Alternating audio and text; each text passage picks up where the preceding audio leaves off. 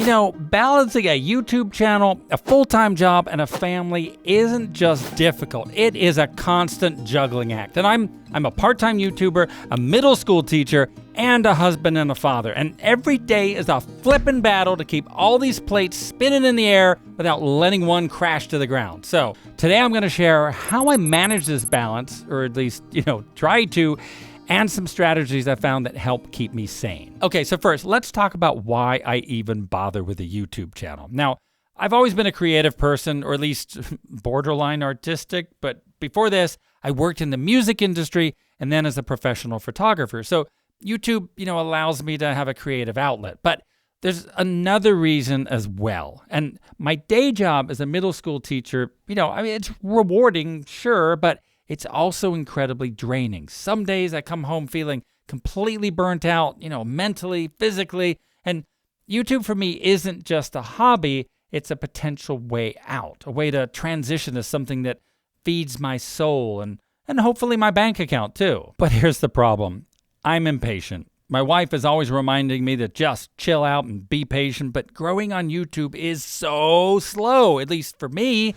And it's not just frustrating, it can be downright depressing. And yeah, I know it sounds a little pathetic to let your emotions be controlled by an algorithm. It's really unhealthy, but when you're pouring so much of yourself into something and it feels like it's going nowhere, it takes a toll. So how do I keep things going? Well, I have found that I'm at my happiest when I can get into a flow state. When I'm working in that zone, working on a video, time just disappears and so does the frustration. It's almost like therapy. And when I'm working on multiple videos at once, each in different stages of production, I feel more in control and less like I'm falling behind. But on the flip side, if I don't have anything in the pipeline and my latest video isn't doing well, let's just say it's not a good feeling. Here's a little trick I learned the hard way. This past summer, I got hit with a really bad case of COVID. I mean, it was 6 weeks of being utterly useless. And at first it drove me crazy because I have summers off as a teacher and I had big plans to just crush it. But I had to really let go of my expectations. And I learned that sometimes things just aren't gonna happen on the timeline I made for myself, and that's okay. So yes, this new perspective was forced on me by being laid up for so long, but I do find it a little easier to cut myself some slack when I don't keep to the plan. Another big part of maintaining this balance is communicating with my family. My wife and I, we're just very frank with each other.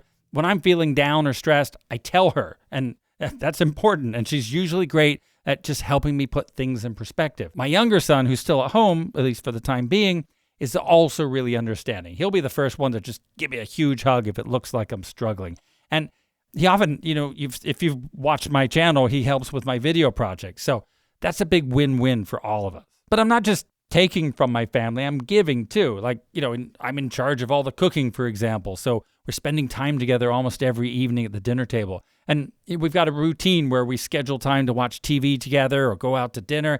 So it's not just about being physically present, but emotionally present too. And I know that sounds corny or even worse, easy to dismiss, but it's really at the core of keeping yourself on track and keeping yourself centered. Of course, managing my energy, my personal energy is crucial because teaching middle school is exhausting and I often come home completely wiped out. But I found that, taking a short nap right after work helps reset my energy levels. And it's not a big nap, it's just like 20 or 30 minutes, but it will give me the energy to go film something in the studio or work on an edit. Also, I've learned not to push myself too hard at night.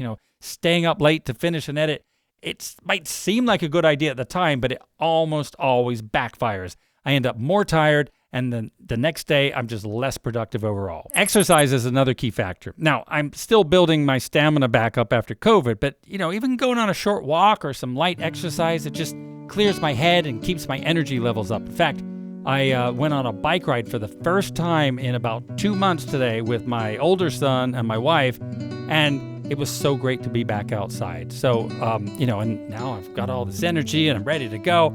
So it's easy to let this kind of stuff slide when things get busy, but I've learned the hard way that neglecting exercise just makes everything else harder. And the weird part about exercise is that as a teacher, I am easily getting in 10,000 steps a day, but that is not the same thing as getting your heart rate up.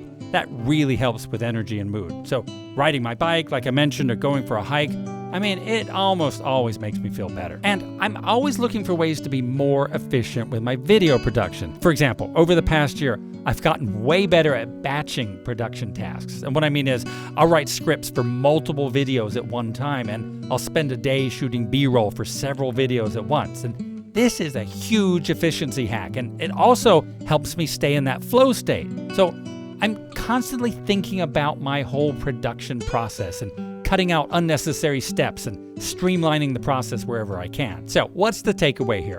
I haven't found the perfect balance yet, but I'm getting closer. It's about finding ways to, make the most of the time and the energy you have, and being okay with the fact that some days that's going to look different than others. It's also about being patient with yourself and recognizing that progress, even slow progress, is still progress. It's not just about growing a YouTube channel. It's about making sure that while you're doing it, you don't lose sight of what really matters: your family, your health, and your sanity. And if you can keep those things in balance, then no matter how fast or slow your channel grows, you're already winning.